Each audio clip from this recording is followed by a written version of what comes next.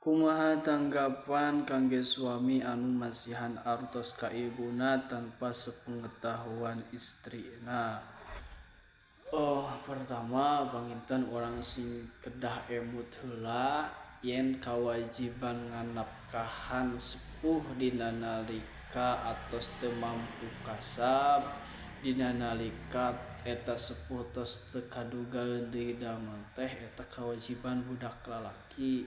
Janten sok sanaos eta pamengget tos janten status suami anjeun nganapkahan sepuh mah angger masih keneh tumiba ka eta budak lalaki teh ka eta lalaki teh nganapkahan sepuh dina nalika tos teu mampu kawajiban lalaki nganapkahan istri jeung anak pamajikan oge kawajiban budak lalaki. Ngabaikeun kawajiban doraka teu nganapkahan kolot dina nalika geus teu mampu doraka teu nganapkahan istri jeung putra jeung murangkalih eta oge sami doraka.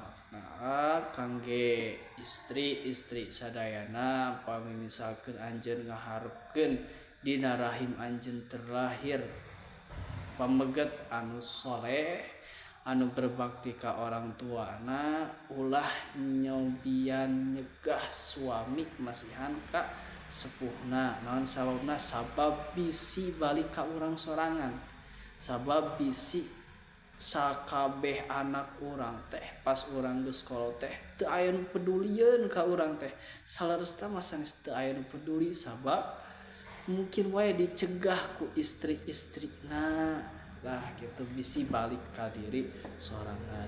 Janten teh kitu ngabaikeun kawajiban doraka teu nganapkahan kolot sami doraka teu nganapkahan anak pamajikan oge sami doraka.